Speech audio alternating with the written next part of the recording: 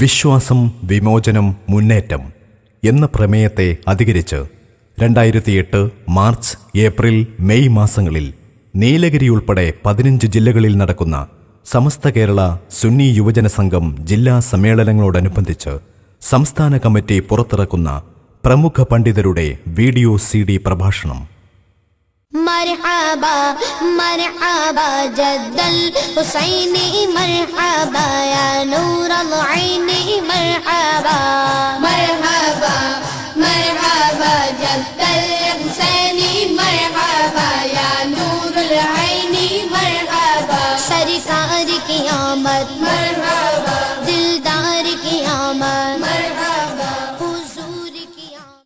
بسم الله الرحمن الرحيم. الحمد لله رب العالمين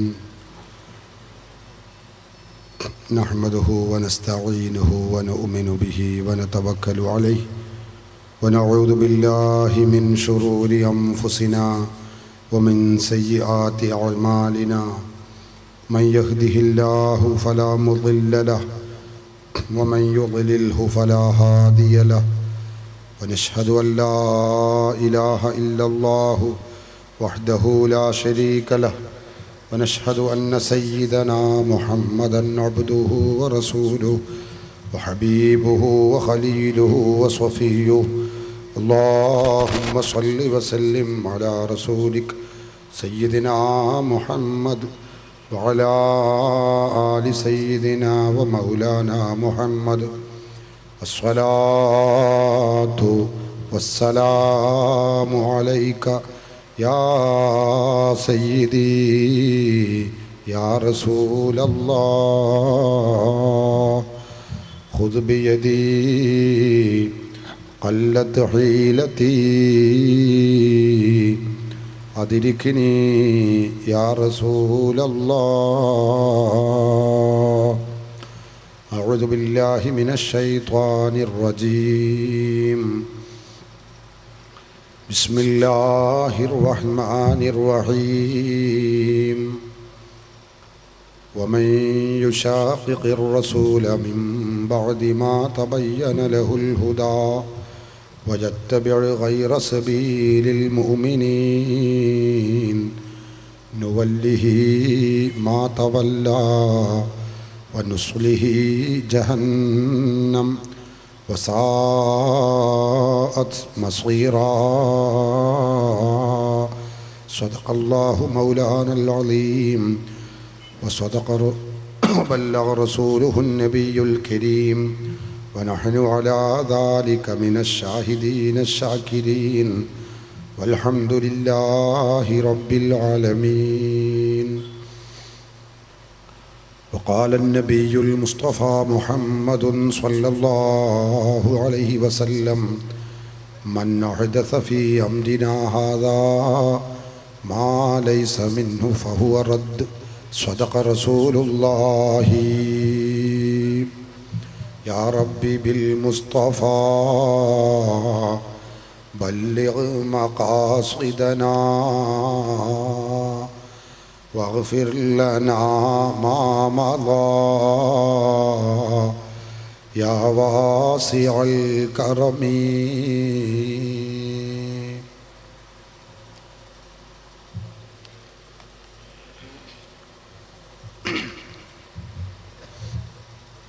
ആദരണീയരായ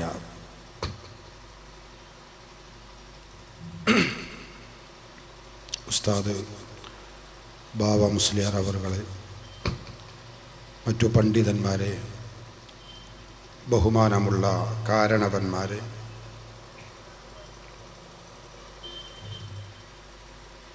സ്നേഹമുള്ള സഹോദരങ്ങളെ, സത്യാന്വേഷികളായ ശ്രോതാക്കളെ, നല്ലവരായ നാട്ടുകാരെ, സുഹൃത്തുക്കളെ, അള്ളാഹുവിൻ്റെ ദീനിനെക്കുറിച്ച് പഠിക്കാനും മനസ്സിലാക്കുവാനും വേണ്ടി നാം ഇവിടെ ഒരുമിച്ച് കൂടിയത് അള്ളാഹു കബൂൽ ചെയ്യുമാറാവട്ടെ. ആഖിറത്തിൽ ഉപകരിക്കുന്ന പ്രവർത്തനങ്ങളിൽ അള്ളാഹു ഇതിനെയും ഉൾപ്പെടുത്തി നമ്മെ അനുഗ്രഹിക്കുമാറാവട്ടെ.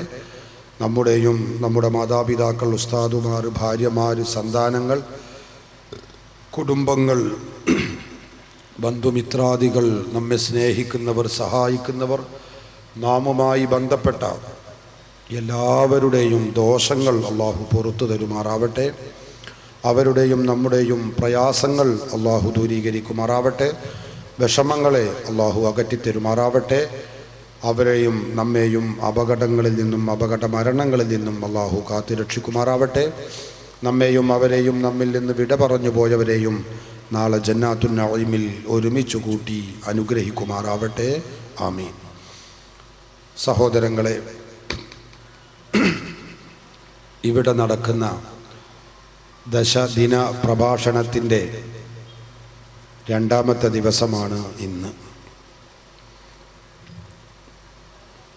പഴമയുടെ മഹിമ എന്ന വിഷയസംബന്ധിയായി ചില കാര്യങ്ങൾ നിങ്ങളുടെ ശ്രദ്ധയിൽ പെടുത്താനാണ് ഞാൻ ഉദ്ദേശിക്കുന്നത്. അള്ളാഹു അനുഗ്രഹിക്കുമാറാവട്ടെ.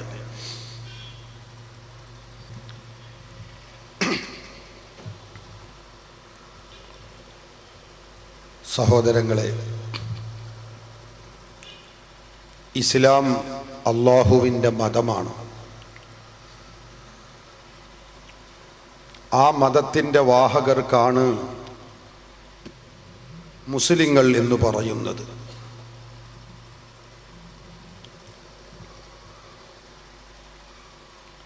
ഇസ്ലാമിക ആശയങ്ങളല്ലാത്ത മറ്റേത് വ്യവസ്ഥിതികളെ, മറ്റേത് പ്രത്യയശാസ്ത്രങ്ങളെ ആര് ജീവിത വ്യവസ്ഥിതിയായി അംഗീകരിച്ചാലും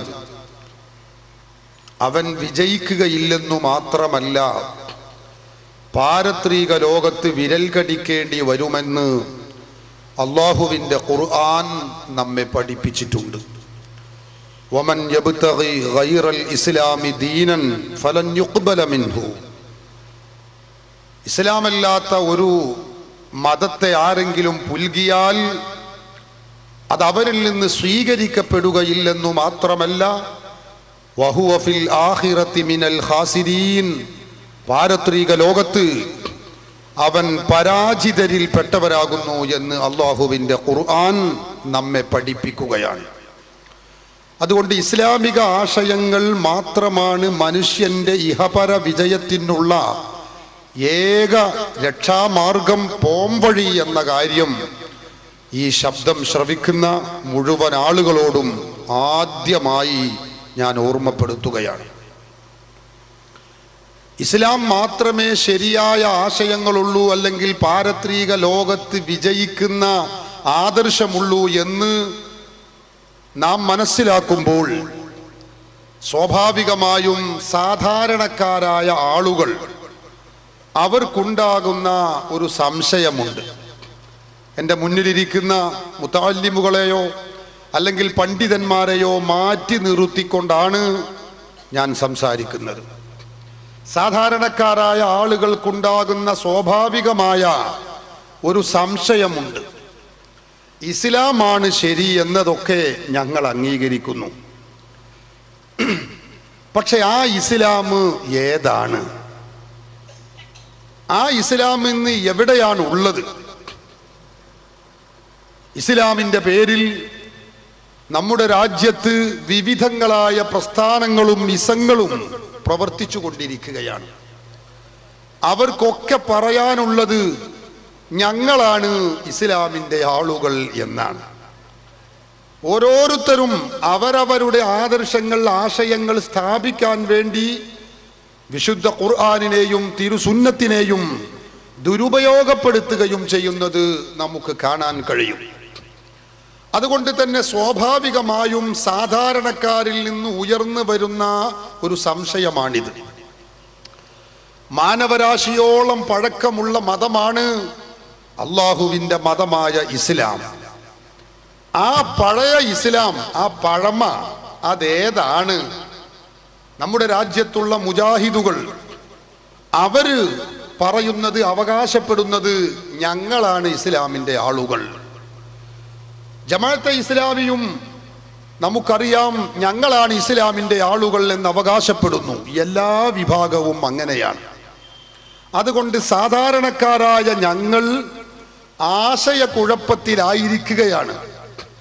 ഏതാണ് ശരിയായ ഇസ്ലാം എന്നറിയാതെ, പഴമ, ആ പഴമയുടെ തനിമ ഏതാണെന്നറിയാതെ ഞങ്ങൾ വിഷമിച്ചിരിക്കുകയാണ് എന്ന് ചിന്തിക്കുന്ന, ചോദിക്കുന്ന, സംശയിക്കുന്ന പലരെയും നമുക്ക് കാണാൻ കഴിയും. ഈ സംശയം സാധാരണക്കാരെ സംബന്ധിച്ചിടത്തോളം പ്രസക്തമാണ്. ഞാൻ അവരെ കുറ്റപ്പെടുത്തുകയല്ല. ഈ സംശയത്തിൻ്റെ മറുപടി പറഞ്ഞുകൊണ്ട് ഞാൻ എൻ്റെ വിഷയത്തിലേക്ക് പ്രവേശിക്കും. സഹോദരങ്ങളെ, സ്വാഭാവികമായിട്ടും ഈ സംശയം സാധാരണക്കാരെ സംബന്ധിച്ചിടത്തോളം പ്രസക്തമാണ്. ഈ സംശയത്തിൻ്റെ മറുപടി അള്ളാഹുവിൻ്റെ ഖുർആൻ നമ്മെ പഠിപ്പിക്കുകയാണ്. ശരിയായ ഇസ്ലാം ഏതാണ്? അള്ളാഹു തന്നെ നമുക്കത് പഠിപ്പിച്ചു തരുന്നു. വിശുദ്ധ ഖുർആനിൽ ഏറ്റവും ശ്രേഷ്ഠമേറിയ സൂറത്താണ്, അധ്യായമാണ് സൂറത്തുൽ ഫാത്തിഹ. ഖുർആനിൽ അത്ര ശ്രേഷ്ഠതയുള്ള വേറെ ഒരു അധ്യായവുമില്ല. ആ സൂറത്തിൽ അള്ളാഹു പഠിപ്പിക്കുന്ന ഒരു വചനമുണ്ട്, അല്ലെങ്കിൽ അള്ളാഹു നമ്മോട് നിർദ്ദേശിക്കുന്ന ഒരു പ്രാർത്ഥനയുണ്ട്. എന്താണത്? ഇഹ്ദിന സിറാത്തുൽ മുസ്തഖീം. അള്ളാഹു നമ്മോട് നിർദ്ദേശിക്കുന്നു, നിങ്ങളൊക്കെ ഇങ്ങനെ പ്രാർത്ഥിക്കണമെന്ന്. നമ്മളെല്ലാവരും ഒരു ദിവസം 17 തവണ നിർബന്ധമായും അല്ലാതെയും പ്രാർത്ഥിച്ചു കൊണ്ടിരിക്കുന്നു. ഇഹ്ദിന സിറാത്തുൽ മുസ്തഖീം. അല്ലാഹുവേ, നേരായ ഇസ്ലാമിൽ, നേർവഴിയിൽ ഞങ്ങളെ നീ അടിയുറപ്പിച്ച് നിർത്തി തരേണമേ. നമ്മളൊക്കെ പ്രാർത്ഥിച്ചു കൊണ്ടിരിക്കുകയാണ്. ഇസ്ലാമിൻ്റെ പേരിൽ പലരും ഇവിടെ പ്രവർത്തിച്ചു കൊണ്ടിരിക്കുന്നുണ്ട്, പലരും രംഗത്തുണ്ട്. ഞങ്ങളാണ് ഇസ്ലാമിൻ്റെ ആളുകൾ എന്ന് അവകാശപ്പെടുന്നുണ്ട്. അതുകൊണ്ട് ശരിയായ ഇസ്ലാമിൽ ഞങ്ങളെ നീ അടിയുറപ്പിച്ച് നിർത്തി തരേണമേ എന്ന് നമ്മൾ പ്രാർത്ഥിച്ചു കൊണ്ടിരിക്കുകയാണ്. ഇത് പ്രാർത്ഥിക്കാൻ വേണ്ടി നിർദ്ദേശിച്ച പടച്ച തമ്പുരാൻ അള്ളാഹു തന്നെ തൊട്ടടുത്ത ആയത്തിലൂടെ ഏതാണ് ഈ നേരായ ഇസ്ലാം, ശരിയായ നേർവഴി ഏതാണ്, പഴമയാർന്ന ഇസ്ലാം ഏതാണ്, അള്ളാഹു തന്നെ നമ്മെ പഠിപ്പിച്ചു തരികയാണ്. തൊട്ടടുത്ത ആയത്തിലൂടെ അള്ളാഹു പറഞ്ഞു, ആ ശരിയായ ഇസ്ലാം എന്നാൽ സിറാത്തുൽ ലദീന അൻഅംത അലൈഹിം ഗൈറിൽ മഗ്ലൂബി അലൈഹിം വലദ്ദാല്ലീൻ.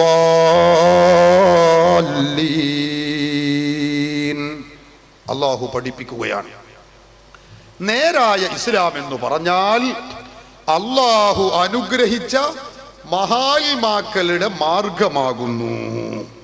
അള്ളാഹു വിശദീകരിക്കുകയാണ്. ശരിയായ ഇസ്ലാം എന്ന് പറയുന്നത് അള്ളാഹു സാധാരണക്കാരായ നമ്മെ ഉദ്ദേശിച്ചുകൊണ്ട് സുതാര്യമായ രൂപത്തിൽ ലളിതമായ വിവരണം നടത്തുകയാണ്. അള്ളാഹു പറഞ്ഞത് നേരായ ഇസ്ലാം എന്ന് പറഞ്ഞാൽ അത് ഖുർആൻ ഓതുന്ന പ്രസ്ഥാനം എന്നല്ല അള്ളാഹു പറഞ്ഞത്.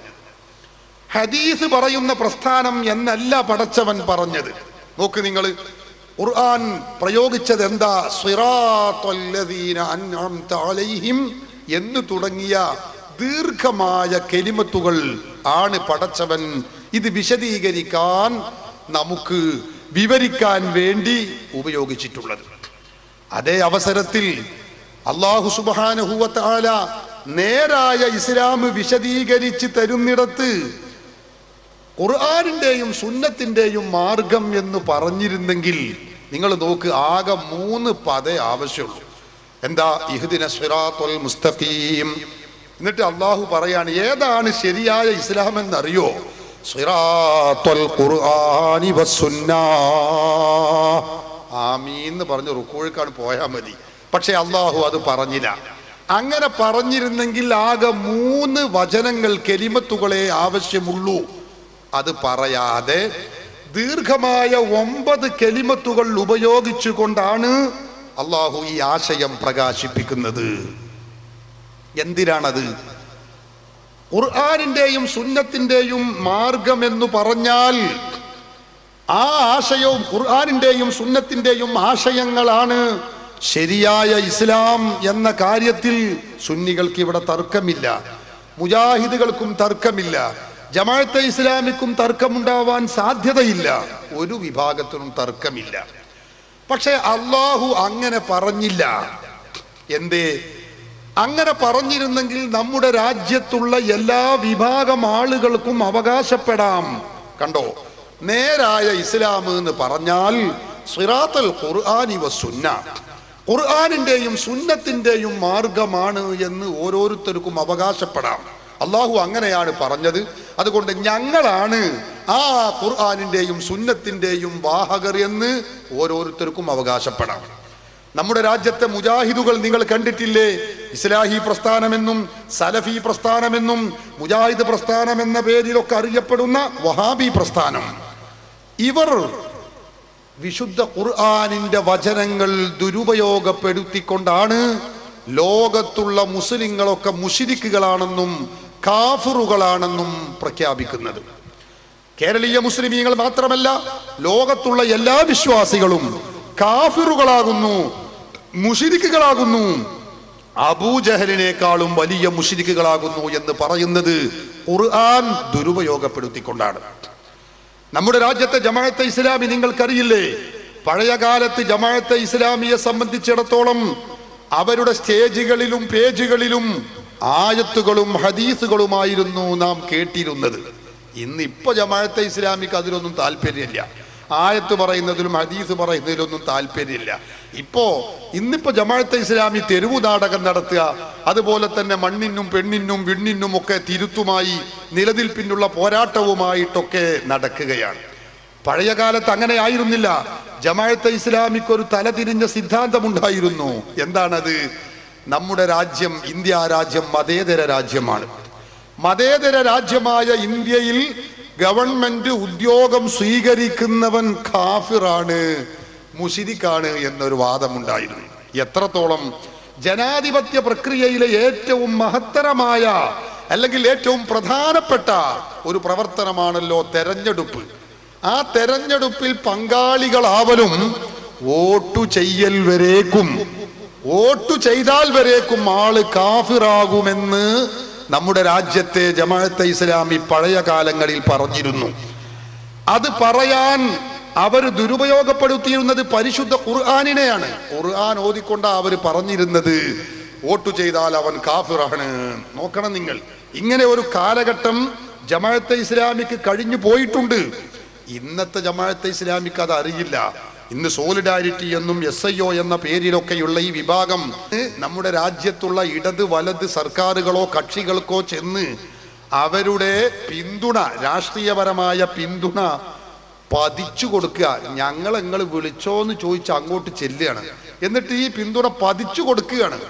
പഴയ കാലത്ത് ഇങ്ങനെ പതിച്ചു കൊടുക്കുകയോ വോട്ട് ചെയ്യുകയോ ചെയ്താൽ അവൻ കാഫിറാണ് എന്നായിരുന്നു ജമാഅത്തെ ഇസ്ലാമി പറഞ്ഞിരുന്നത്. ഞാൻ പറയുന്നത് അതിനവർ ദുരുപയോഗപ്പെടുത്തുന്നത് പരിശുദ്ധ ഖുർആനിനെയാണ്. ഖുർആൻ ഓതിക്കൊണ്ടാണ് അതും സ്ഥാപിച്ചിരുന്നത്. നമ്മുടെ നാട്ടിലെ തബ്ലീഗ് ജമാഅത്ത് അവർ ശരിയായ വാക്താക്കളാണ്, ദീനിന്റെ ആളുകളാണ് എന്ന് അവർ പ്രചരിപ്പിക്കുകയും അത് സ്ഥാപിക്കാൻ വേണ്ടി ശ്രമിക്കുകയും ചെയ്തിരുന്നത് ഖുർആൻ ഓതിക്കൊണ്ടാണ്. എന്തിനധികം നിങ്ങൾക്കറിയില്ലേ, ഇസ്ലാമിൽ നിന്ന് പുറത്തു പോയവരാണെന്ന് മുസ്ലിം ലോകം വിധി എഴുതിയ ഖാദിയാനികൾ. ആ ഖാദിയാനികൾ പ്രചരിപ്പിക്കുന്നതും പറയുന്നതും അവരുടെ നേതാവ് മീർസ ഗുലാം മുഹമ്മദ് ഖാദിയാനി എന്ന തലക്ക് സുഖമില്ലാത്ത മൂത്രവാർച്ചക്കാരനായ അവിഭക്ത ഇന്ത്യയിലെ പഞ്ചാബിൽ ജനിച്ച ഈ മനുഷ്യൻ പ്രവാചകനാണെന്ന് പറയുന്നത്, ഈ അനുയായികൾ പറയുന്നത് ഖുർആൻ ഓതിക്കൊണ്ടാണ്. എല്ലാവരും ഓതുന്നത് ഖുർആൻ. നമ്മുടെ രാജ്യത്ത് നിങ്ങൾക്കറിയില്ലേ, നിസ്കാരം 3 വഖത്താണ് എന്ന് പറഞ്ഞിരുന്ന ഒരു സാധനം, ഒരു മൗലവി ഉണ്ടായിരുന്നു, മൗലവി ചേകന്നൂർ, ഈയിടെ കാണാതായ മൗലവി. അയാൾ നിസ്കാരം 3 വഖത്താണ് എന്ന് സ്ഥാപിക്കാൻ വേണ്ടി ദുരുപയോഗപ്പെടുത്തുന്നതും ഖുർആനിനെയാണ്. മൂപ്പര് പറയുന്നത് എന്താ? ഖുർആനിന്റെയും സുന്നത്തിന്റെയും അടിസ്ഥാനത്തിൽ ചിന്തിച്ചാൽ നിസ്കാരം 3 വഖത്തേ ഉള്ളൂ എന്നാണ് അദ്ദേഹം പറയുന്നത്. മൂപ്പർക്കും പറയാനുള്ളത് ഖുർആനാണ്. ഞാൻ ജോലി ചെയ്യുന്ന മഞ്ചേരി ജാമിയ ഹിക്കമിയ, അതിനടുത്ത് അവിടെ പ്രവർത്തിച്ചു കൊണ്ടിരിക്കുന്ന മർക്കസുൽ ബിഷാറ സുവിശേഷ കേന്ദ്രം എന്ന പേരിൽ ക്രിസ്ത്യൻ മിഷനറി സംഘം പ്രവർത്തിക്കുന്നു. ആ പ്രവർത്തന കേന്ദ്രത്തിന്റെ ഡയറക്ടർ മിസ്റ്റർ ഫാദർ അലവിയാണ്. അയാള് പറയുന്നത് തന്റെ മർക്കസുൽ ബിഷാറയിൽ നിന്ന് സൗജന്യമായി വിതരണം ചെയ്തിരുന്ന പുസ്തകങ്ങൾ, ലഘുലേഖകൾ എടുത്ത് പരിശോധിച്ചാൽ, അദ്ദേഹത്തിന്റെ പ്രഭാഷണ കാസറ്റുകൾ കേട്ടാൽ അതിലൊക്കെ യഥേഷ്ടം ആയത്തുകളാണ്. ആയത്തുകൾ തന്നെ, ഹദീസുകൾ തന്നെ പറഞ്ഞിരിക്കുന്നു. എന്താണ് അദ്ദേഹം പറയുന്നത്? ഈ ആയത്തുകളുടെയും ഹദീസുകളുടെയും അടിസ്ഥാനത്തിൽ ചിന്തിക്കുമ്പോൾ ശരിയായ മതം അത് ക്രിസ്തു മതമാണ്, ഇസ്ലാം മതമല്ല എന്നാണ്. എല്ലാവരും ഓതുന്നത് ആയത്തുകളാണ്, ഹദീസുകളാണ്. ഇങ്ങനെ ആയത്തുകളും ഹദീസുകളും ഓതി അവരവരുടെ ആദർശങ്ങളും അല്ലെങ്കിൽ ആശയങ്ങളും സ്ഥാപിക്കാൻ വേണ്ടി ദുരുപയോഗം അല്ലെങ്കിൽ ഹീനമായ ശ്രമങ്ങൾ നടക്കുമെന്ന് പടച്ചവനറിയാം. അതുകൊണ്ട് അള്ളാഹു പറഞ്ഞു, ശരിയായ ഇസ്ലാം എന്ന് പറഞ്ഞാൽ അത് സിറാത്തൽ ഖുർആനി വസുന്ന, ഖുർആനിന്റെയും സുന്നത്തിന്റെയും മാർഗം എന്നല്ല പറഞ്ഞത്. അങ്ങനെ പറഞ്ഞിരുന്നെങ്കിൽ ഓരോ വിഭാഗങ്ങൾക്കും അവകാശപ്പെടാം ഞങ്ങളാണ് അതിന്റെ ആളുകൾ എന്ന്. ഇതറിയാവുന്ന ജഗന്നിയന്താവായ പടച്ച തമ്പുരാൻ, ത്രികാലജ്ഞാനിയായ റബ്ബ് സുബ്ഹാനഹു വ തആല പറഞ്ഞു, ശരിയായ ഇസ്ലാം എന്ന് പറഞ്ഞാൽ അതെ പഴമ നിലനിൽക്കുന്ന ഇസ്ലാം എന്ന് പറഞ്ഞാൽ സിറാത്തുല്ലദീന അൻഅംത അലൈഹിം, ആ ഖുർആനും സുന്നത്തും കാണുകയും പഠിക്കുകയും ഗ്രഹിക്കുകയും പഠിപ്പിക്കുകയും ആ ഖുർആനിന്റെയും സുന്നത്തിന്റെയും ജീവിക്കുന്ന പതിപ്പുകളായി കഴിഞ്ഞു പോവുകയും ചെയ്ത മഹാരഥന്മാർ, മഹത്തുക്കൾ, നല്ലവരായ പൂർവീകരായ മഹത്തുക്കൾ, അവർ കാണിച്ച മാർഗമാണ് ശരിയായ ഇസ്ലാം. അവർ പഠിപ്പിച്ച വിശ്വാസങ്ങളാണ് ശരിയായ വിശ്വാസങ്ങൾ. അവർ പഠിപ്പിച്ച വിശ്വാസങ്ങളും ആചാരങ്ങളും കർമ്മങ്ങളും അതാണ് ശരിയായ ഇസ്ലാം. നോക്കൂ നിങ്ങൾ, സാധാരണക്കാരായ നമ്മുടെ എല്ലാ സംശയങ്ങളും ദൂരീകരിക്കുന്ന രൂപത്തിലുള്ള വിവരണമാണ് പടച്ച തമ്പുരാൻ നമുക്ക് നൽകുന്നത്. പൂർവീകരായ ആളുകൾ, മഹത്തുക്കൾ, മഹാത്മാക്കൾ ആരാണ്? അള്ളാഹു അനുഗ്രഹിച്ചവർ. അത് ഖുർആൻ തന്നെ മറ്റൊരായത്തിൽ പരിചയപ്പെടുത്തിയിട്ടുണ്ട്. ومن يطع الله والرسول فاولئك مع الذين انعم الله عليهم من النبيين والصديقين والشهداء والصالحين. ഇവരാണ് അള്ളാഹു അനുഗ്രഹിച്ചവർ, പ്രവാചകന്മാർ, സുദ്ദീഖുകൾ, ശുഹദാക്കൾ, സ്വാലിഹുകൾ. ഈ മഹാത്മാക്കൾ എന്ന്, മഹത്തുക്കൾ എന്ന് നാം പറയുന്ന ഇവരുടെ മാർഗം, ഇവരുടെ പാത, ഇവർ കാണിച്ച വിശ്വാസങ്ങളും ആചാരങ്ങളും കർമ്മങ്ങളും അതാണ് ശരിയായ ഇസ്ലാം എന്ന് അള്ളാഹുവിന്റെ ഖുർആൻ നമ്മെ പഠിപ്പിക്കുകയാണ്. സഹോദരങ്ങളെ, ഈ ഇസ്ലാം കൈയൊഴിഞ്ഞുകൊണ്ട് നാം മറ്റൊരു ആദർശം എന്തു സ്വീകരിച്ചാലും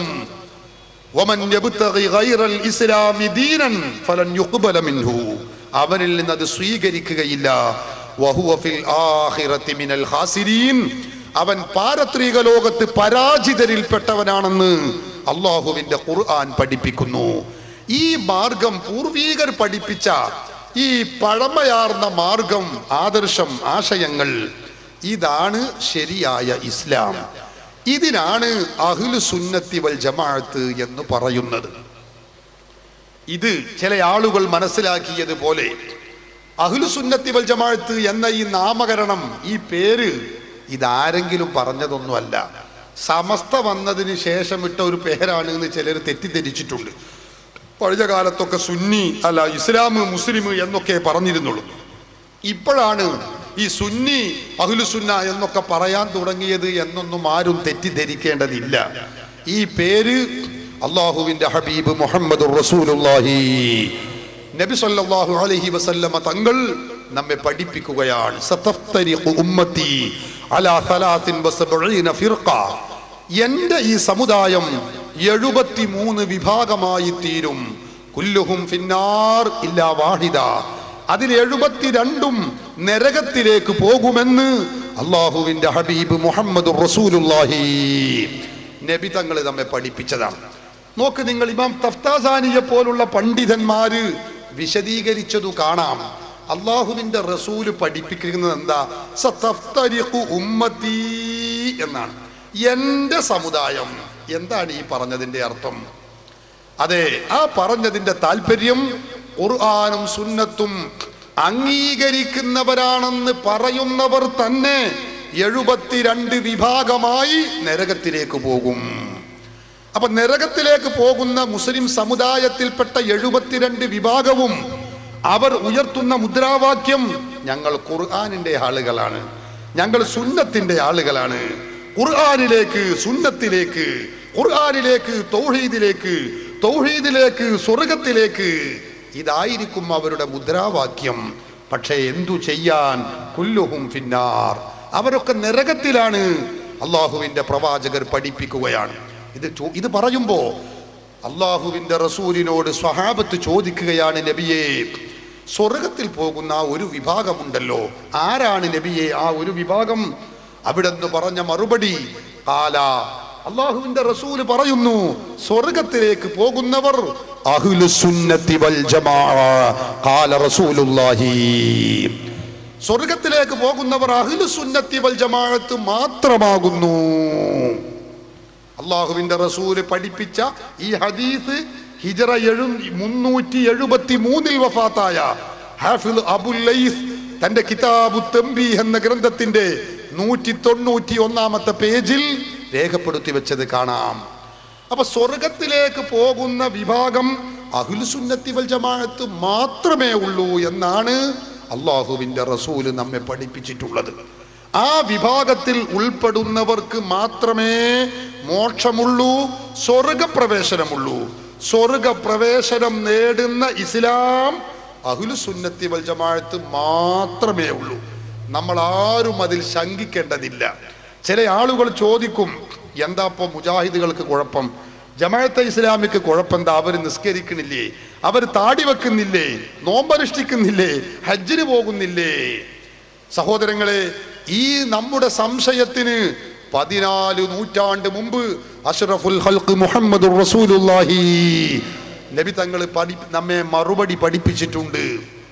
അവിടെന്ന് പറഞ്ഞു, ലാ യഖ്ബലുല്ലാഹു മിനൽ മുബ്തദിഇ, പുത്തൻ പ്രസ്ഥാനക്കാരൻ, അഹ്ലുസുന്നത്തി വൽ ജമാഅത്തിൽ നിന്ന് വ്യതിചലിച്ചവൻ, അവരിൽ നിന്ന് അല്ലാഹു സ്വീകരിക്കുകയില്ല. സ്വലാത്തൻ, അവൻ നിർവഹിക്കുന്ന നിസ്കാരം അല്ലാഹു സ്വീകരിക്കുകയില്ല. നോക്ക് നിങ്ങൾ, അവൻ നിസ്കരിക്കൂല എന്നല്ല റസൂല് പറഞ്ഞത്, പിന്നെന്താ?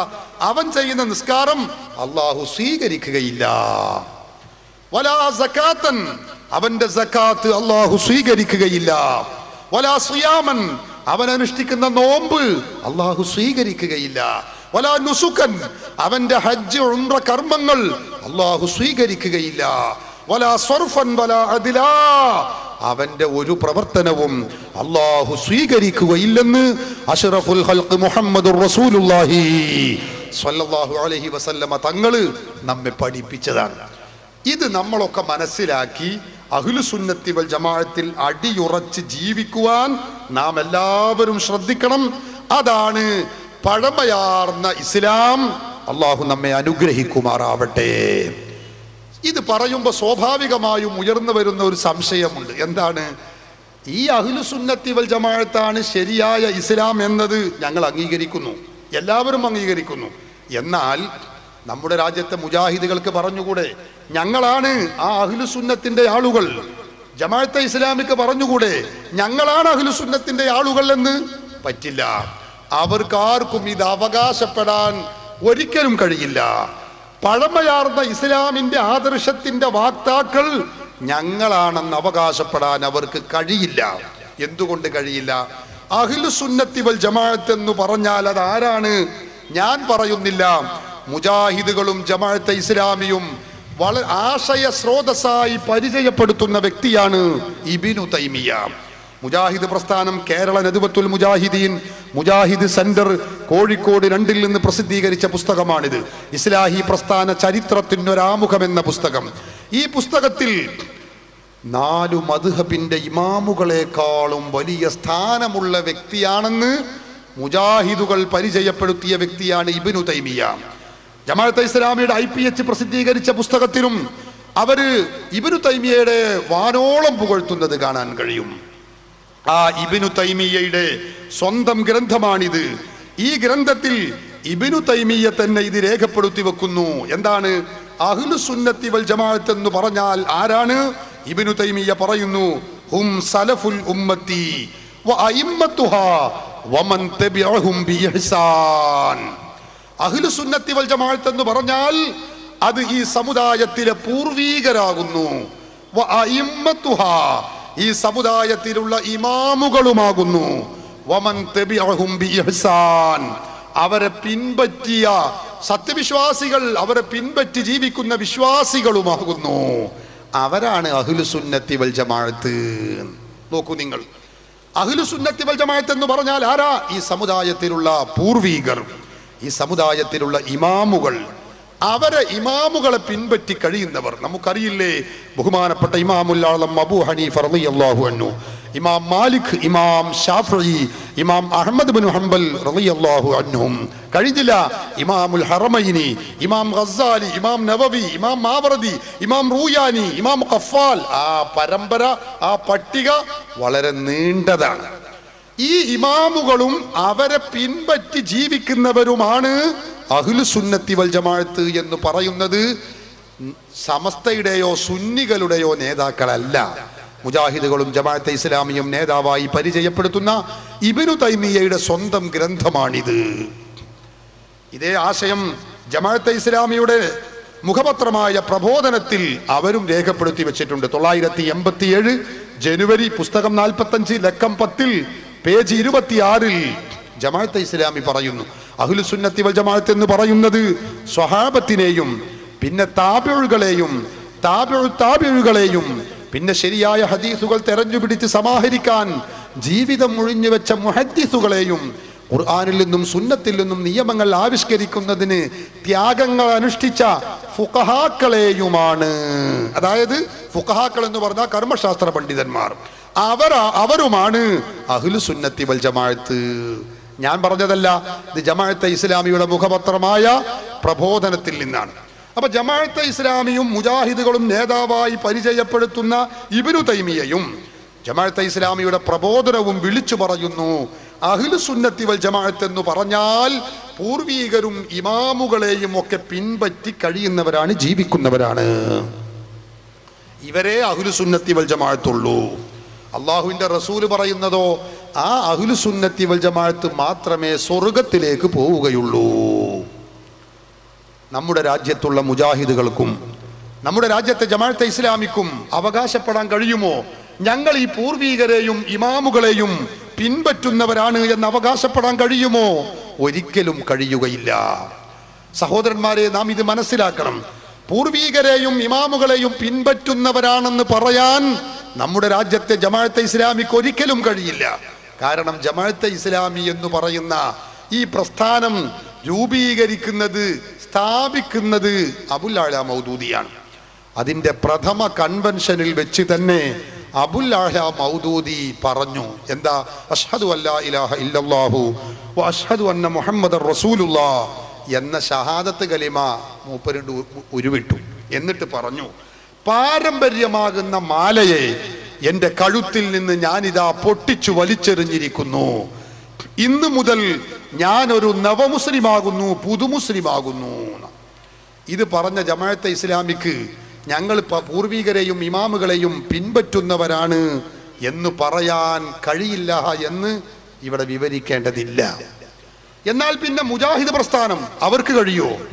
അവര് പ്രവർത്തിക്കുന്നത് തന്നെ നമുക്കറിയാം. പൂർവീകരുടെയും ഇമാമുകളുടെയും മാർഗത്തിൽ നിന്ന് മുസ്ലിമീങ്ങളെ അടർത്തിയെടുക്കാൻ വേണ്ടിയാണെന്ന് അവർ തന്നെ അവകാശപ്പെടുന്നു. അവരുടെ നേട്ടങ്ങളായി അവർ പറയുന്നത് നമുക്ക് കേൾക്കാം. ഇമാമുകളുടെയും കിതാബുകളുടെയും പിന്നാലെ പോയിരുന്ന മുസ്ലിമീങ്ങളെ അതിൽ നിന്ന് അടർത്തിയെടുക്കാൻ ഞങ്ങൾക്ക് കഴിഞ്ഞു.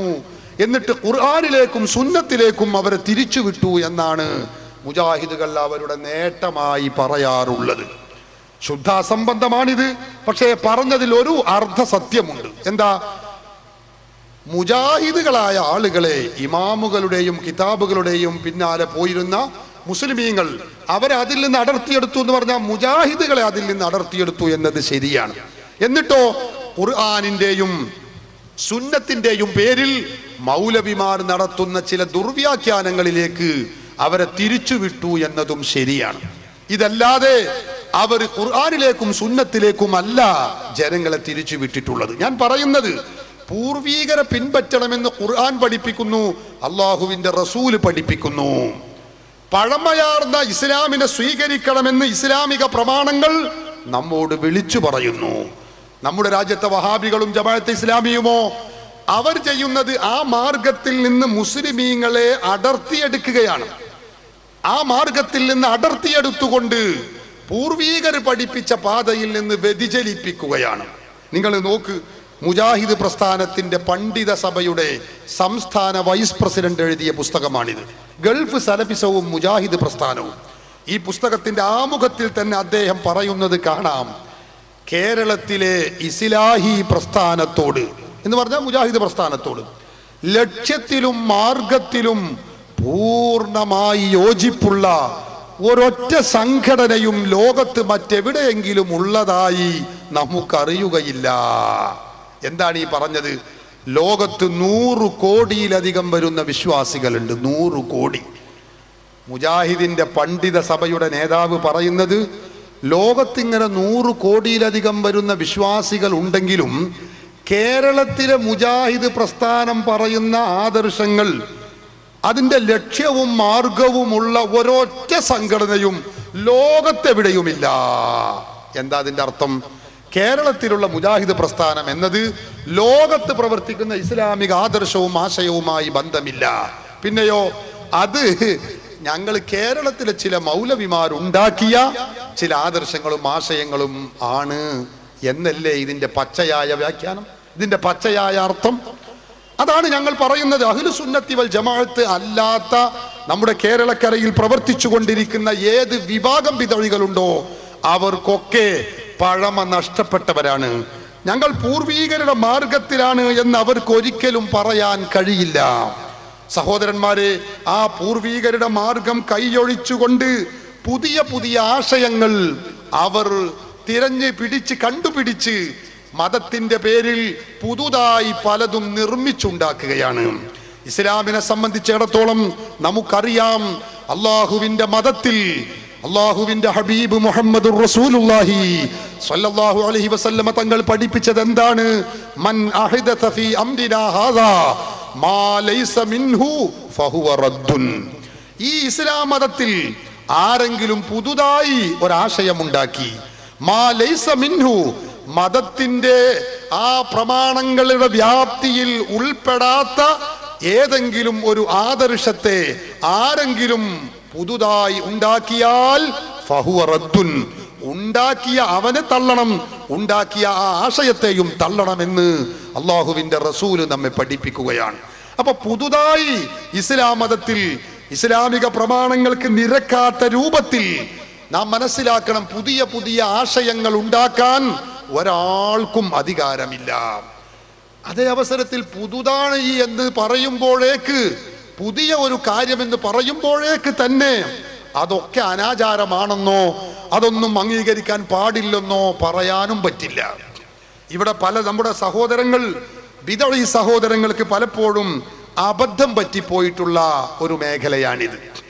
നമുക്കറിയില്ലേ, പുതിയ ഉദാഹരണം പറഞ്ഞാൽ നമ്മുടെ രാജ്യത്ത് ഇസ്ലാം മത പ്രബോധനത്തിനായി നാം ഇതുപോലുള്ള വേദികൾ സംഘടിപ്പിക്കുന്നു. എന്താണ് വേദി?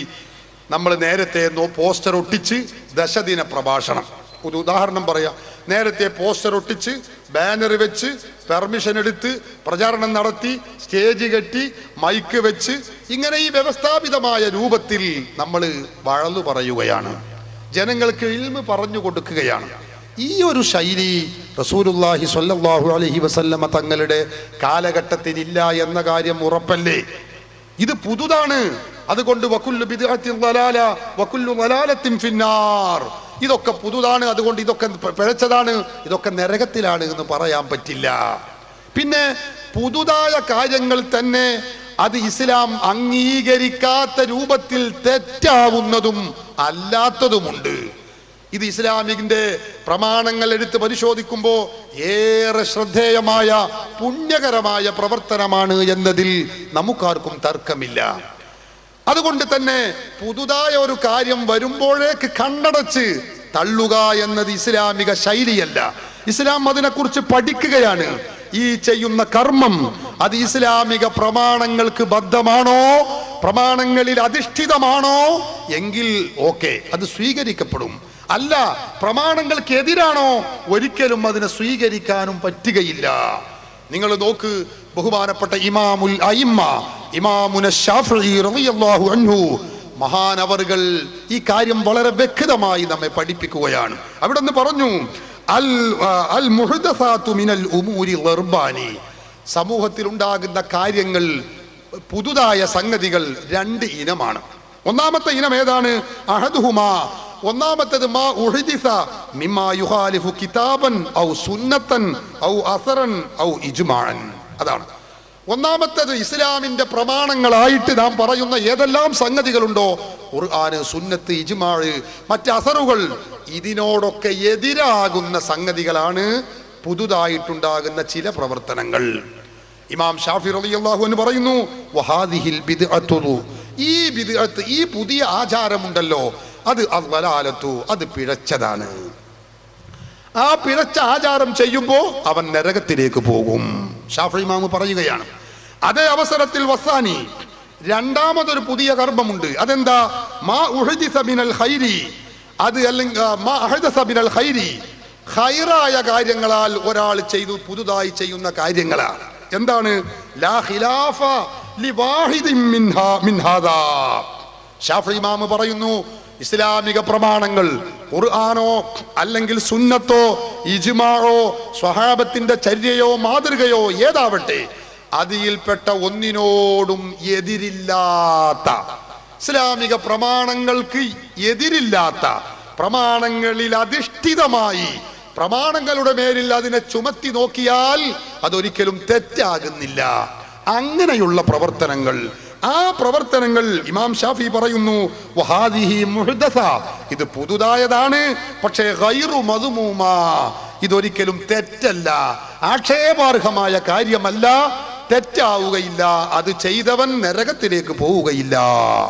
ഇമാം ഷാഫി റളിയല്ലാഹു അൻഹു പറയുന്ന ഈ പ്രസ്താവന ബഹുമാനപ്പെട്ട ഇമാം നവവി തന്റെ തഹ്ദീബുൽ അസ്മാഇ വൽ ലുഗാത്ത് എന്ന ഗ്രന്ഥത്തിന്റെ 3-ാമത്തെ വാല്യം 25-ാമത്തെ പേജിൽ രേഖപ്പെടുത്തി വെച്ചത് കാണാം. ഹാഫിദുൽ ദഹബി തന്റെ സിയറു അലാമിൻ നുബലാഇന്റെ 10-ാമത്തെ വാല്യം 70-ാമത്തെ പേജിൽ രേഖപ്പെടുത്തി വെച്ചിട്ടുണ്ട്. ഇമാം ബൈഹഖി തന്റെ മനാഖിബിന്റെ 1-ാമത്തെ വാല്യം 468-ാമത്തെ പേജിൽ രേഖപ്പെടുത്തി വെച്ചിട്ടുണ്ട്. ഞാൻ പറയുന്നത്, പണ്ഡിതന്മാർ, ഖുർആനും സുന്നത്തും പഠിച്ച പണ്ഡിതന്മാർ എല്ലാവരും പറയുന്നു, പുതുതായ കാര്യം ഇസ്ലാമിക പ്രമാണങ്ങൾക്ക് നിരക്കുന്നതാണോ എങ്കിൽ അത് പുണ്യകർമ്മമാണ്, അത് തെറ്റല്ല, അത് ഇസ്ലാമിൽ നിന്ന് കുറ്റം കിട്ടുന്ന, ഇസ്ലാമിന്റെ ഭാഷയിൽ കുറ്റകരമായ പ്രവർത്തനമാവുകയില്ല. അതേ അവസരത്തിൽ പ്രമാണങ്ങൾക്ക് നിരക്കാത്ത പുതുതായ സംഗതികളാണെങ്കിലോ തീർച്ചയായും അത് ചെയ്തവൻ വഴിപിഴച്ചവനാകും, അത് ചെയ്യാൻ കൽപ്പിക്കുന്നവൻ, അത് ചെയ്തവൻ നരകത്തിലേക്ക് പോകുമെന്ന് ഇമാമുന ശാഫിഈ റളിയല്ലാഹു അൻഹു അടക്കമുള്ള മഹാത്മാക്കളായ പണ്ഡിതന്മാര് നമ്മെ രേഖപ്പെടുത്തി വെച്ചത് കാണാൻ കഴിയും. ഞാനിത് പറയാനുള്ള കാരണം, നമ്മുടെ രാജ്യത്ത് ചില സഹോദരങ്ങൾ എന്തു പറഞ്ഞാലും അവർ പറയും, നിങ്ങൾ ആ കിതാബിലുള്ളതും ഞങ്ങളോട് പറയണ്ട.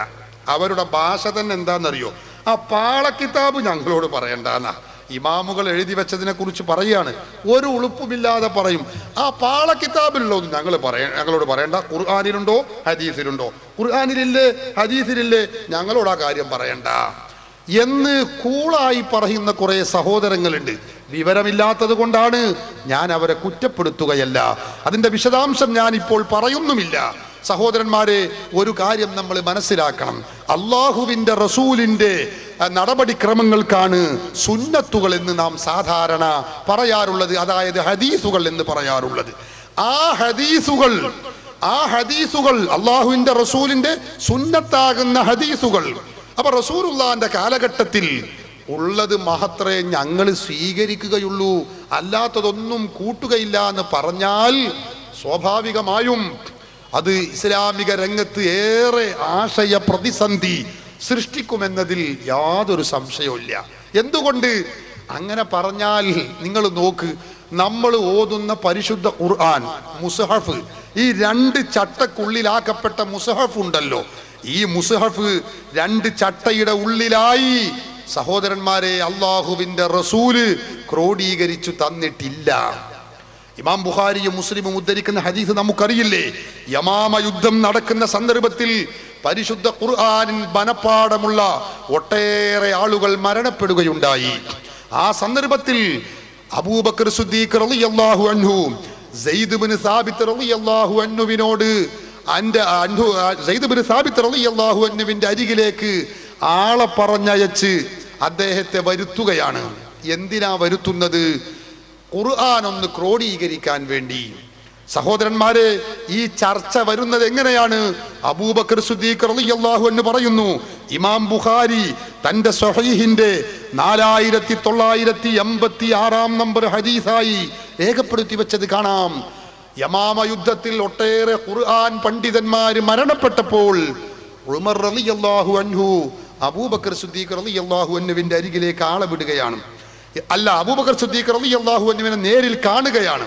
എന്നിട്ട് പറഞ്ഞു, അന്നി അറാ അൻ തഅ്മുറ ബിജംഇൽ ഖുർആൻ, നിങ്ങൾ പരിശുദ്ധ ഖുർആനിനെ ഒന്ന് ജംഅ് ചെയ്യണം. അത് അവിടെയും ഇവിടെയുമായി വിവിധങ്ങളായ സ്ഥലങ്ങളിൽ നമ്മൾ ഒരേ 2 ചട്ടക്കുള്ളിലായി ഒരുമിച്ച് കൂട്ടപ്പെട്ടതല്ലാതെയാണ് ഇപ്പോഴുള്ളത്. അത് 2 ചട്ടയുടെ ഉള്ളിലായി ഒരുമിച്ച് കൂട്ടണം. അതിന് ഖലീഫയാകുന്ന നിങ്ങൾ വിജ്ഞാപനം പുറപ്പെടുവിക്കണം. ഉമർ റളിയല്ലാഹു അൻഹു പറയുകയാണ് സിദ്ദീഖുൽ അക്ബറിനോട്. സിദ്ദീഖുൽ അക്ബർ റളിയല്ലാഹു അൻഹു ഇത് പറയുമ്പോ ഉമർ റളിയല്ലാഹു അൻഹു ഇത് പറയുമ്പോ സിദ്ദീഖുൽ അക്ബർ തിരിച്ചു ചോദിക്കുന്നു. എന്താണ് ചോദിക്കുന്നത്? കൈഫ തഫ്അലു ശൈഅൻ ലം യഫ്അൽഹു സല്ലല്ലാഹു അലൈഹി വസല്ലം, അല്ലാഹുവിന്റെ റസൂൽ ചെയ്യാത്ത ഒരു കാര്യം എങ്ങനെയാണ് നിങ്ങൾ ചെയ്യുന്നത്? എങ്ങനെയാണ് നിങ്ങൾ ചെയ്യാൻ എന്നോട് കൽപ്പിക്കുന്നത്? അത് എങ്ങനെ ശരിയല്ലല്ലോ.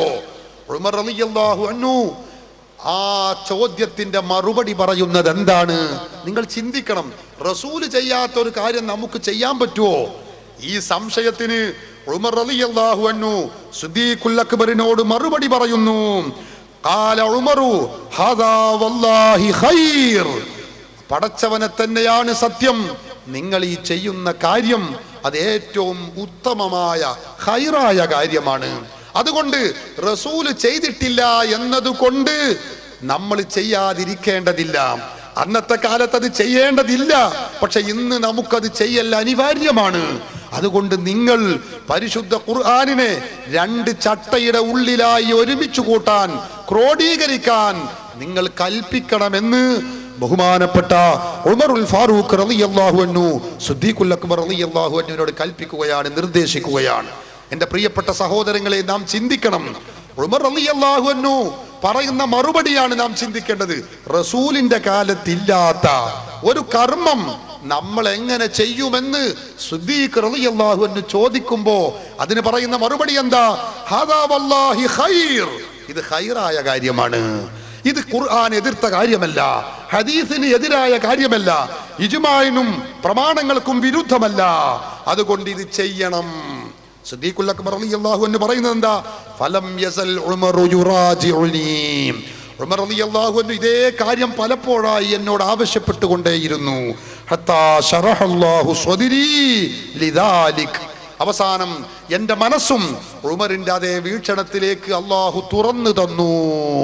നോക്കൂ നിങ്ങൾ, റസൂല് ചെയ്യാത്ത, റസൂലുള്ളാഹി തങ്ങളുടെ കാലഘട്ടത്തിൽ ഇല്ലാത്ത ഒരു കാര്യം ബഹുമാനപ്പെട്ട സയ്യിദുനാ ഉമറുൽ ഫാറൂഖും സയ്യിദുനാ സിദ്ദീഖുൽ അക്ബർ റളിയല്ലാഹു അൻഹുമാ രണ്ടുപേരും കൂടി സംയുക്തമായി തീരുമാനമെടുത്ത് നടപ്പിൽ വരുത്തുകയാണ്. നമ്മുടെ രാജ്യത്ത് ചില സഹോദരങ്ങൾ പ്രവാചകൻ ചെയ്തിട്ടുണ്ടോ, നബിതങ്ങൾ ചെയ്തിട്ടുണ്ടോ, എന്നാ ഞങ്ങൾ ചെയ്യും, അല്ലാത്ത കാര്യം ഇവിടെ പറയണ്ട എന്ന് പറയുന്നത് അപ്രസക്തമാണ്. നബി സല്ലല്ലാഹു അലൈഹി വസല്ലമ തങ്ങളുടെ വിശാലമായ, അല്ലെങ്കിൽ ആ നുബുവത്തിന്റെ നാവ് കൊണ്ട് സംസാരിച്ച ഹദീസുകളുടെ വിശാലമായ അർത്ഥതലങ്ങളിൽ ഒളിച്ചിരിക്കുന്ന രഹസ്യങ്ങളും ഒളിച്ചിരിക്കുന്ന കാര്യങ്ങളും കണ്ടുപിടിക്കാൻ സാധാരണക്കാരായ നമുക്കൊരു പക്ഷേ കഴിഞ്ഞില്ലെന്ന് വരും. അത് വിവരമുള്ളവരും പണ്ഡിതരുമായ ആളുകൾ കണ്ടുപിടിക്കുകയും അതനുസരിച്ച് പരിശുദ്ധ ഖുർആനിന്റെയും തിരുസുന്നത്തിന്റെയും പ്രമാണങ്ങളുടെയും വെളിച്ചത്തിൽ അവർ ഈ കാര്യങ്ങൾ ക്രോഡീകരിക്കുകയും വിഷയങ്ങൾ മുസ്ലിം സമൂഹത്തിന് സമഗ്രമായി പഠിപ്പിക്കുകയും ചെയ്തിട്ടുണ്ട്. ആ ആശയങ്ങൾ അത് പൂർവീകർ പഠിപ്പിച്ച 14 നൂറ്റാണ്ടിന്റെ പാരമ്പര്യമുള്ള ആശയങ്ങൾ. ഇബ്നു തൈമിയ്യ പറഞ്ഞില്ലേ, ഈ സമുദായത്തിലെ പൂർവീകരും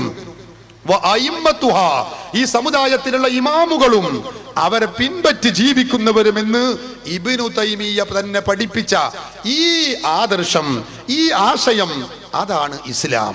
അതാണ് പഴമയാർന്ന ഇസ്ലാം, യഥാർത്ഥ ദീൻ, സ്വർഗത്തിലേക്ക് നമ്മെ എത്തിക്കുന്ന ആശയങ്ങൾ എന്ന കാര്യം എൻ്റെ പ്രിയപ്പെട്ട സഹോദരങ്ങളെ നാം മനസ്സിലാക്കണം. നമ്മുടെ രാജ്യത്തെ ചില ആളുകൾ പറയുന്നത് എന്താണ്?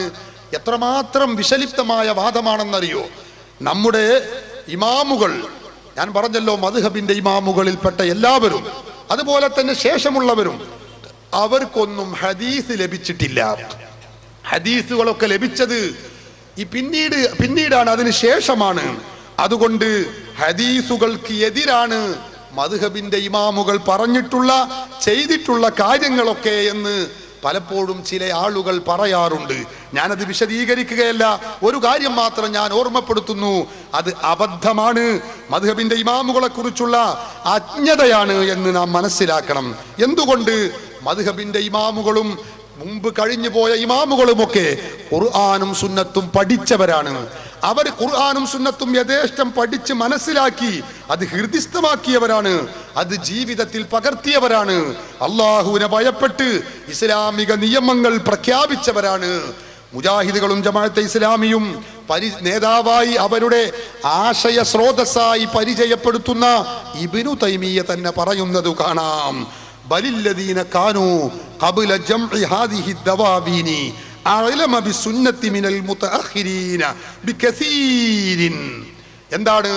ഹദീസുകൾ ക്രോഡീകരിച്ച പണ്ഡിതന്മാരുണ്ടല്ലോ, ആ പണ്ഡിതന്മാരെക്കാളുമൊക്കെ എത്രയോ വിവരമുള്ളവരായിരുന്നു അതിനു മുമ്പ് ജീവിച്ച ഇമാമുകൾ. അതേ, മദ്ഹബിന്റെ ഇമാമുകൾ വളരെ കൂടുതൽ ഹദീസ് പരിജ്ഞാനമുള്ള പണ്ഡിത മഹത്തുക്കളായിരുന്നു എന്ന് പറയുന്നത് ഇബ്നു തൈമിയ്യയാണ്. സഹോദരങ്ങളെ, അതുകൊണ്ട് തന്നെ മഹാത്മാക്കളായ മദ്ഹബിന്റെ ഇമാമുകൾ നമുക്ക് പഠിപ്പിച്ചു തന്ന, പൂർവീകർ പഠിപ്പിച്ചു തന്ന ആദർശങ്ങൾ അത് ഇസ്ലാമിന്റെ തനിമയാർന്ന പകർപ്പാണ്. പഴമ നിലനിൽക്കുന്ന പഴമയുടെ തനിമയാണത്. നമ്മളിത് മനസ്സിലാക്കണം. അതിനെ ചവറ്റുകൊട്ടയിലേക്ക് തള്ളി മാറ്റിക്കൊണ്ട് നമ്മുടെ രാജ്യത്തുള്ള ബിദഈകൾ പൂർവീകരെയും ഇമാമുകളെയും ഒക്കെ തള്ളി മാറ്റി അവർ പുതിയ പുതിയ ഇസ്ലാമിന്റെ പേരിൽ പുതിയ ആശയങ്ങൾ ഇവരെ മെനഞ്ഞെടുക്കുകയാണ്. വിശുദ്ധ ഖുർആനിനെയും തിരുസുന്നത്തിനെയും ദുർവ്യാഖ്യാനിച്ചുകൊണ്ട് ഇസ്ലാമിന്റെ പേരിൽ സഹോദരന്മാരെ പുതിയ ആശയങ്ങൾ, പുതിയ ആദർശങ്ങൾ അവർ മെനഞ്ഞെടുക്കുകയാണ്. അവരും സുന്നികളും തർക്കമുള്ള ഏത് വിഷയങ്ങൾ എടുത്ത് പരിശോധിച്ചു നോക്കൂ നിങ്ങൾ, അതിലൊക്കെ പഴമ നിലനിൽക്കുന്നത്, പാരമ്പര്യവും പൈതൃകവും ഉള്ളത് സുന്നികളോട് കൂടെയാണ് എന്ന കാര്യം നമുക്ക് കണ്ടെത്താൻ കഴിയും. ഏത് വിഷയം എടുത്തോളൂ, ഏതെടുത്ത് പരിശോധിച്ചാലും അഹ്ലു സുന്നത്തി വൽ ജമാഅത്തിന്റെ അല്ല, സുന്നികൾ ചെയ്യുന്ന കർമ്മത്തിന് പാരമ്പര്യത്തിന്റെയും പൈതൃകത്തിന്റെയും മഹിതമായ പിന്തുണ നമുക്ക് കണ്ടെത്താൻ കഴിയും. അതേ അവസരത്തിൽ നമ്മുടെ രാജ്യത്തെ ബിദഈകൾ പറഞ്ഞുകൊണ്ടിരിക്കുന്ന, മുജാഹിദുകളും ജമാഅത്തെ ഇസ്ലാമിയും പറഞ്ഞുകൊണ്ടിരിക്കുന്ന ആദർശങ്ങൾ, വിഷയങ്ങൾ ഏതുണ്ടോ, ഏതെടുത്ത് പരിശോധിച്ചാലും അതിനൊന്നും പഴമയുടെ തനിമ കണ്ടെത്താൻ കഴിയില്ല, പഴമയുടെ പാരമ്പര്യം കണ്ടെത്താൻ കഴിയില്ല. 13.5 നൂറ്റാണ്ട് കാലത്തെ പാരമ്പര്യം ഇല്ല നമ്മുടെ രാജ്യത്തെ ബിദഈകൾക്ക് കണ്ടെത്താൻ കഴിയില്ല. യാതൊരു സംശയവും അതിൽ വെച്ച് പുലർത്തേണ്ടതില്ല. ഞാൻ പറഞ്ഞോട്ടെ, ബിദഈകളും നമ്മളും തമ്മിൽ തർക്കമുള്ള ഏറ്റവും മർമ്മപ്രധാനമായ വിഷയമാണല്ലോ എന്ത്? അല്ലാഹുവിന്റെ റസൂല്, വഫാത്തായ ഹബീബ് മുഹമ്മദുർ റസൂലുള്ളാഹി, നബി തങ്ങളെ വിളിക്കാൻ പറ്റുമോ, സഹായത്തിന് ചോദിക്കാൻ പറ്റുമോ എന്ന വിഷയം. ഞാനതിവിടെ വിശദീകരിക്കുന്നില്ല. തുടർ ദിവസങ്ങളിൽ അതിന്റെ വിശദീകരണം വരുമെന്ന് ഞാൻ പ്രതീക്ഷിക്കുകയാണ്. സഹോദരങ്ങളെ, ഇങ്ങനെ റസൂലുള്ളാഹി തങ്ങളെ വിളിച്ച് സഹായം ചോദിക്കുന്നവൻ നമുക്കറിയില്ലേ ലോകത്തുള്ള വിശ്വാസി ലക്ഷങ്ങൾ അല്ലാഹുവിന്റെ ഹബീബ് മുഹമ്മദുർ റസൂലുള്ളാഹി അസ്സലാത്തു വസ്സലാമു അലൈക യാ സയ്യിദി യാ റസൂലല്ലാഹ് ഖുദ് ബിയദി ഖല്ലത്ത് ഹീലതി അദ്രിക്നി യാ റസൂലല്ലാഹ്. അല്ലാഹുവിന്റെ റസൂലിനെ വിളിക്കുന്നവരാണ്, സഹായം തേടുന്നവരാണ്. ഇങ്ങനെ സഹായം തേടുന്നവൻ കാഫിറാണ്, മുശ്രിക്കാണ്, അബൂജഹലിനേക്കാളും വലിയ മുശ്രിക്കാണ് എന്നാണ് നമ്മുടെ രാജ്യത്തുള്ള ബിദ്അകൾ പറയുന്നത്, മുജാഹിദുകളും ജമാഅത്തെ ഇസ്ലാമിയും പറയുന്നത്. ഞാൻ ചോദിച്ചോട്ടെ, ഈ വാദം റസൂലുള്ളാഹിനെ വിളിക്കുന്നവൻ മുശ്രിക്കാണ് എന്ന് പറയുന്ന ഈ വാദത്തിന് പൂർവീകരുടെ പിന്തുണയില്ല. പൂർവീകർ ഇങ്ങനെ ഒരു 14 നൂറ്റാണ്ട് കാലത്തെ പാരമ്പര്യം എടുത്തു പരതുമ്പോ അവരാരും അല്ലാഹുവിന്റെ ഹബീബ് മുഹമ്മദുർ റസൂലുള്ളാഹി നബി തങ്ങളെ വിളിക്കുന്നവൻ കാഫിറാണെന്ന് പറഞ്ഞിട്ടില്ല. റസൂലുള്ളാഹിനെ വിളിച്ച് സഹായം ചോദിക്കുന്നവൻ മുശ്രിക്കാണെന്ന് പറഞ്ഞിട്ടില്ല. നിങ്ങൾക്കറിയാമോ, നമ്മുടെ രാജ്യത്ത് കേരളീയ മുസ്ലിമീങ്ങളായ നമ്മൾ എല്ലാവരും ചെല്ലുന്ന ഒരു മൗലിദുണ്ട്, മങ്കൂസ് മൗലിദ് എന്നാണ് അതിൻ്റെ പേര്. അതിൽ റസൂലുള്ളാഹിനെ വിളിച്ച് സഹായം ചോദിക്കുന്ന ഒരു വരിയുണ്ട്. നമ്മുടെ രാജ്യത്തുള്ള ബിദഅകൾ പറയുന്നത് ആ മങ്കൂസ് മൗലിദ് നമ്മൾ ചെല്ലാൻ പാടില്ല, അത് ഉരുവിടാൻ പാടില്ല, അത് കുഫറാണ്, ശിർക്കാണ്, അത് ചെല്ലുന്നവൻ അബൂജഹലിനേക്കാളും വലിയ മുശ്രിക്കാണ്.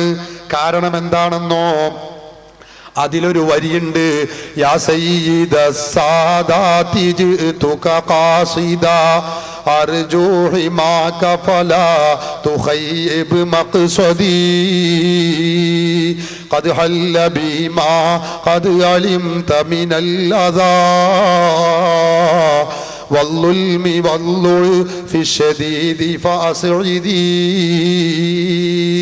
ആരംഭ റസൂലുള്ളാഹി സ്വല്ലല്ലാഹു അലൈഹി വസല്ലമ തങ്ങളെ വിളിച്ചുകൊണ്ട് പറയുന്നത് എന്താണ്? ഓ നേതാക്കളുടെ നേതാവായ നബിയേ, ഞാനിതാ അങ്ങയുടെ അരികിൽ വന്നിരിക്കുന്നു നബിയേ. അല്ലാഹുവിന്റെ റസൂലിനെ വിളിച്ചു പറയുന്നത് എന്താണ്? അർജൂഹിമാക ഫലാ തുഖയ്യിബ് മഖ്സദി, അങ്ങയുടെ സംരക്ഷണം ഞാൻ ആവശ്യപ്പെടുന്നു, ഞാൻ പ്രത്യാശിക്കുന്നു നബിയേ. ഫലാ തുഖയ്യിബ് മഖ്സദി, എൻ്റെ ലക്ഷ്യത്തെ തങ്ങൾ നിരാകരിക്കരുതേ നബിയേ.